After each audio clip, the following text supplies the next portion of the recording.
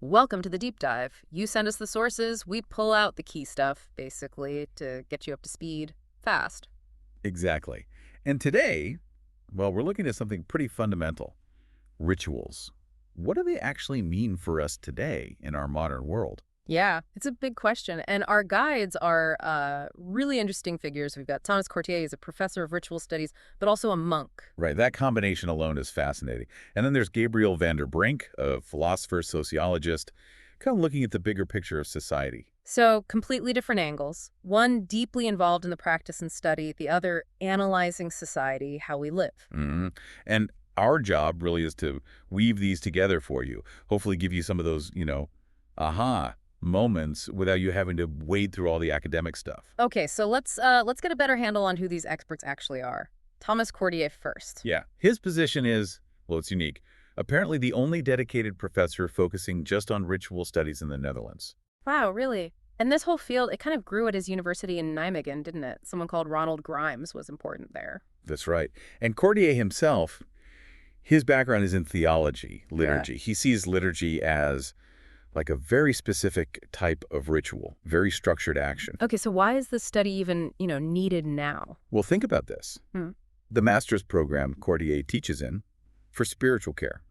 It gets loads of students, like 50 or 60 every year. That many. So people are clearly looking for something, some understanding of this stuff, even if society's becoming more secular. Seems like it. And where they end up working is really telling, too. Yeah, he mentioned hospitals, care homes, the military, prisons, even big companies. Right, the corporate world. He seemed quite surprised by that himself. CEOs looking for something sort of intangible for their teams. Which brings us to that slightly paradoxical idea he has, Yeah. that rituals can seem totally useless. Uh-huh. And because of that, that's where the meaning lies. That idea, the useless being meaningful, that's kind of central, isn't it? Yeah. Now, the other expert, Gabriel van der Brink. Right. Philosopher, sociologist, public administration too. Written tons of books, over 50 apparently. And his latest one, The Actuality of the Archaic, it dives right back into this whole topic of rituals. And what's interesting is why he came back to it. He'd spent ages looking at real life, families, young people, tricky neighborhoods. Exactly. So he wasn't just theorizing in an ivory tower. He saw how modern life works, its good sides, but also where it falls short for a lot of people, the gaps it leaves. He talks about evolution, doesn't he? Like 2 million years shaping us. Yeah, leaving us with these really deep-seated experiences, needs, values, things that maybe our modern world doesn't quite recognize or make space for. So his book looks at, what, 20 types of actions? Ritual is just one. Along with fighting, singing, speaking, all through this lens of kind of our ancient programming still being relevant. And he's really interested in how ritual clashes with modern values, right? Yeah. Freedom versus rules, the individual versus the group. Rational arguments versus, well, something else, something non-rational. And he thinks understanding ritual might help us find a better balance. Which really speaks to why you, listening, might find this useful. It's not about ditching modernity, but maybe finding a fuller way to live in it. Precisely. We should also quickly mention the original talk had someone else from a think tank called SARS. Oh, right. They were looking at new social movements and how rituals pop up there, too, for connection support. Yeah, another piece of the puzzle. But let's dive into the core ideas from Cordier and van der Brink now. Why do we even need rituals? What do they do? Let's start with that necessity question. Cortier's perspective is pretty unique, coming from his life as a monk. Yeah, where ritual basically is the structure of daily life. He says rituals give us a way to stand, an attitude, when just thinking or planning isn't enough, especially with those deeper longings, spiritual or personal. He shared that story, the buffet and rosary. It was quite moving. It really was. This, totally unplanned weekly thing he did with his mother, going for a Chinese buffet. Just the routine. But then, when she got sick really suddenly and passed away, that ordinary Saturday meal became this incredibly powerful symbol, something they incorporated into remembering her even. It shows how everyday stuff, through repetition, through connection, can gain this ritual weight. And the other part was the rosary. Yeah, one he got from his grandmother. And during that really tough time with his mother's illness and death, he just found himself holding it, using it instinctively. And he makes a point of saying he's not, super devout in the traditional way. Exactly. But he found real comfort, a kind of stability in the familiar actions, the object itself. It anchored him. So you have this spontaneous everyday thing, the buffet, and this very traditional religious object, the rosary, both becoming personal rituals, both helping him find his footing when things were falling apart. It leads to his idea of what a ritual is, doesn't it? Symbolic actions. Right. Actions that give structure, unlock meaning. And they can be spontaneous, don't always have to be repeated forever. But they need to be recognizable somehow, even at just to you. Yeah, and they point to something bigger, something referential, but maybe something you can't fully pin down with words. Okay, so building on those personal stories, Vanderbrink offers more of a theoretical take. He does. He really emphasizes that ritual works on a level before words, before intellect. It's about the body, the gestures. More fundamental than language, he argues.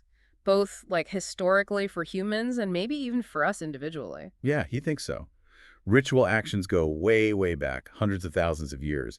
Language is much newer, relatively speaking. His short definition is powerful. It's about what you do and not what you say. Punchy. And then he talks about order, how rituals create order by making distinctions. Because life itself is often messy, transitions are gradual. Day into night, seasons changing. Exactly. But our brains, he suggests, kind of need clearer lines. Sacred, profane, man, woman. Rituals draw those lines, create an order that might be artificial in a way, but helps us avoid feeling chaotic. He connects that to rites of passage, right, like anthropologist Van Gennep talked about, marking big life changes. Yeah, making it clear now you're an adult or married or whatever. Regardless of whether you feel ready inside, society needs that clarity. And even though we have fewer of those big, obvious rituals now. Vanderbrink argues that the basic human need for clarity, for structure, is still there. He also sees ritual as a response to feeling powerless. How so? Well, when facing big threats, hunger, enemies, sickness, things you can't fully control rationally, ritual gives you something to do, a way to sort of mentally regain some control, restore order when it feels broken. Which is vital for well-being, right, for ordinary people just trying to cope. Absolutely.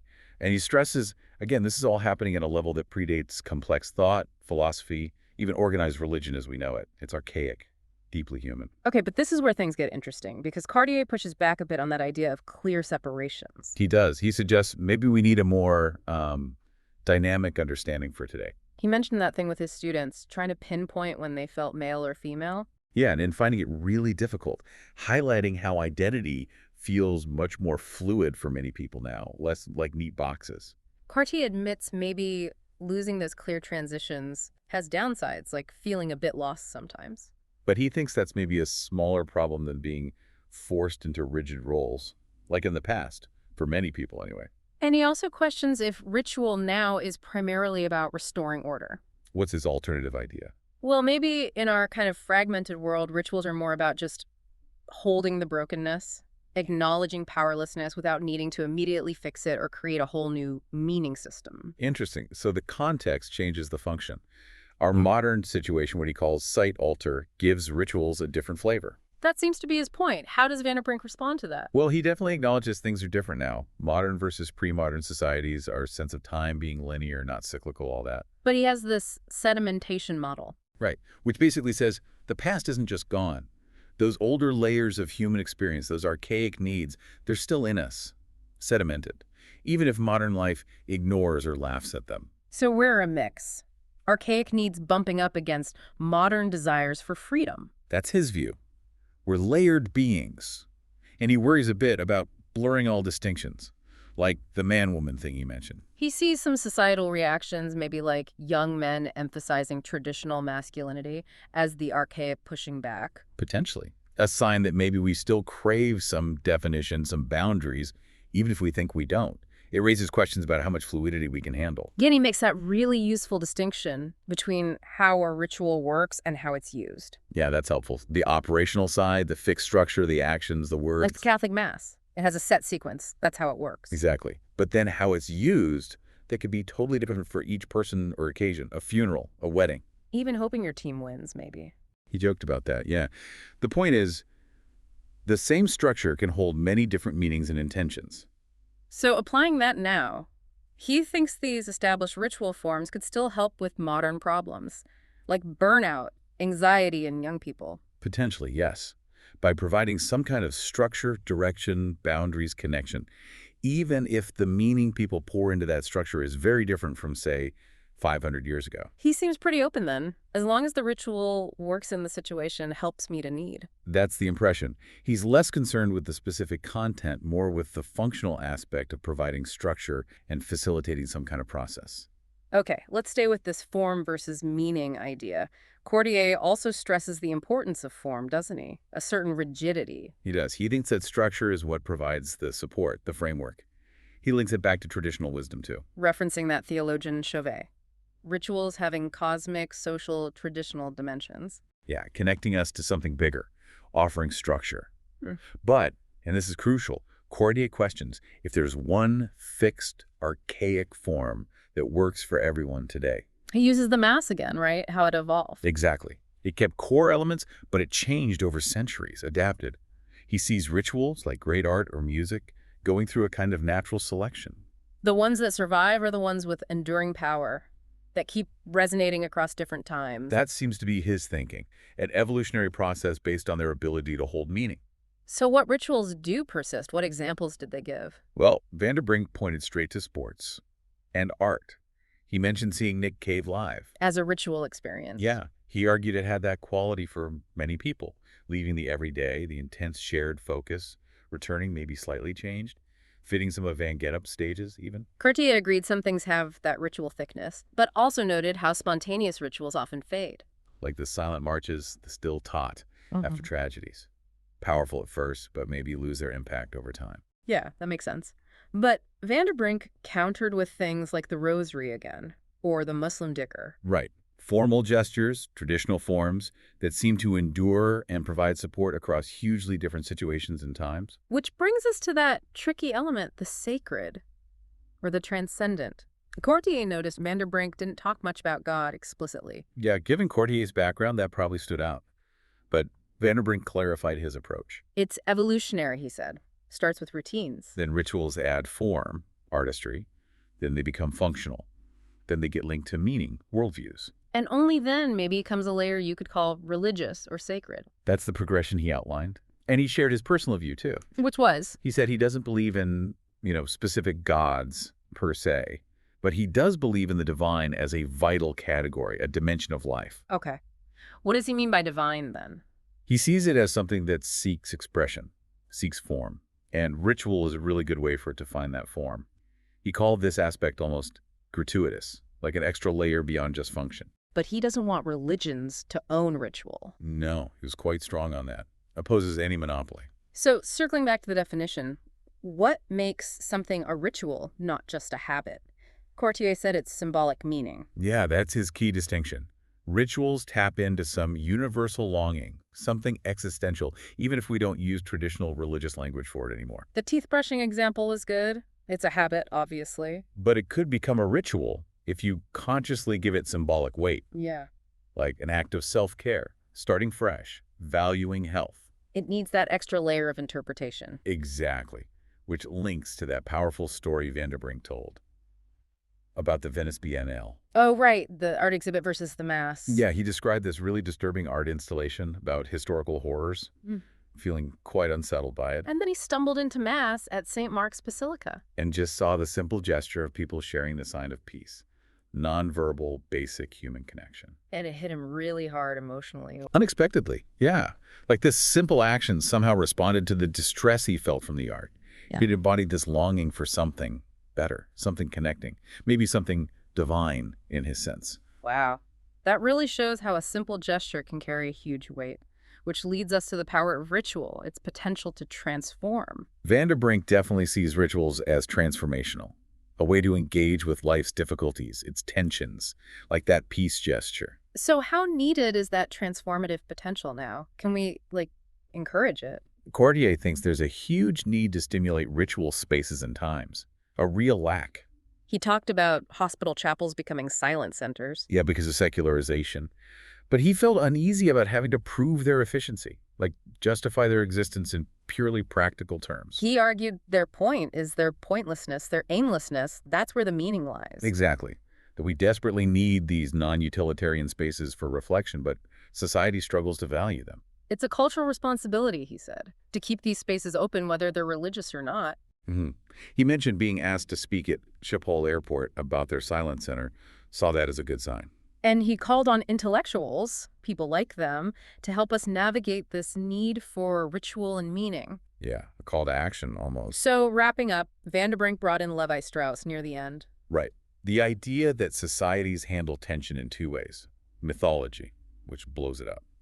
Or ritual, which tries to diminish it, make it manageable. And Vanderbrink feels our modern world, especially with media, is stuck in mythological mode, Yeah. always amplifying conflict, creating goodies and baddies. Making everything black and white. Yeah.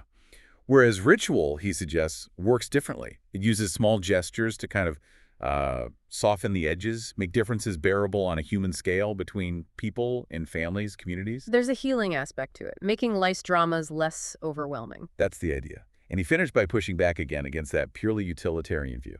Those silent centers, we need them. End of story.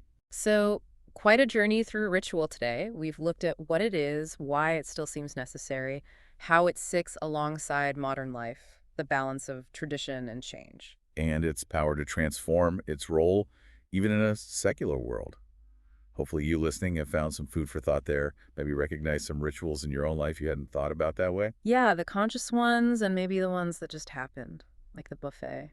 If you want to dig deeper, keep an eye out for that book from the Sayers folks on rituals in new social movements. And definitely check out the books by Courtier Buffet on Rosencrantz, Monix Fragen, and the upcoming one on care rituals. And of course, Gabriel Vanderbrink's work, especially the new one, The Actuality of the Archaic. Lots more to explore there. Well, thanks for joining us for this deep dive into the meaning of rituals. We hope it's given you some new perspectives to consider.